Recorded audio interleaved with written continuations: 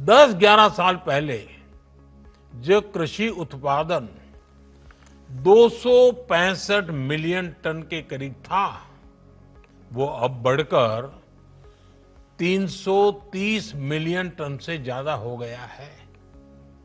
इसी तरह बागवानी में जुड़ा उत्पादन बढ़कर 350 मिलियन टन से ज्यादा हो गया है।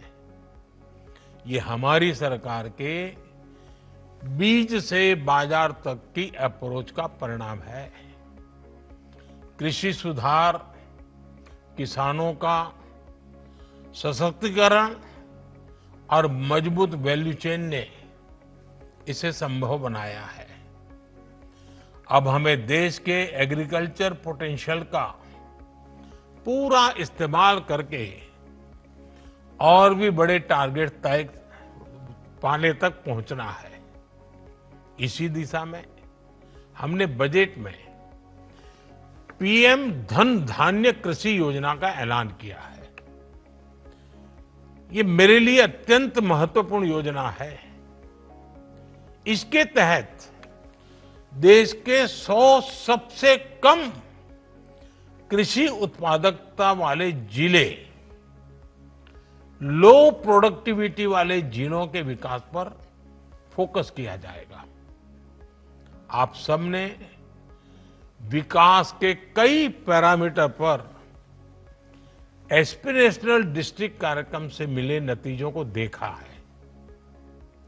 इन जिलों को कोलैबोरेशन, गवर्नेंस और हेल्दी कंपटीशन का और कन्वर्जेंस का बहुत फायदा मिल रहा है।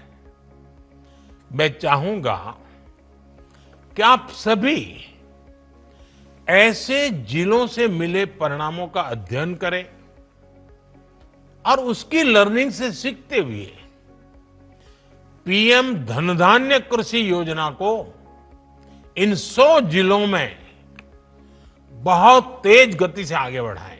इससे इन 100 जिलों में किसानों की आय बढ़ाने में मदद मिलेगी। साथियों, पिछले कुछ वर्षों में हमारे प्रयासों से देश में दाल का उत्पादन बढ़ा है और इसके लिए मैं किसानों का अभिनंदन भी करता हूं। लेकिन अभी भी हमारी घरेलू खपत का 20% विदेशों पर निर्भर है, आयात पर निर्भर है। यानी हमें अपने दलहन उत्पादन को बढ़ाना ही होगा।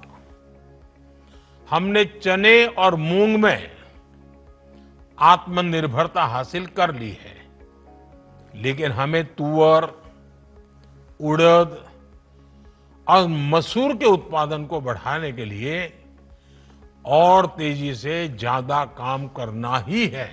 दाल उत्पादन को गति देने के लिए आवश्यक है कि उन्नत बीजों की सप्लाई बनी रहे और हाइब्रिड किस्मों को बढ़ावा दिया जाए। इसके लिए आप सभी को जलवायु परिवर्तन, बाजार की अनिश्चितता और दाम में आने वाले उतार चढ़ाव जैसी चुनौतियों के समाधान पर फोकस करना होगा।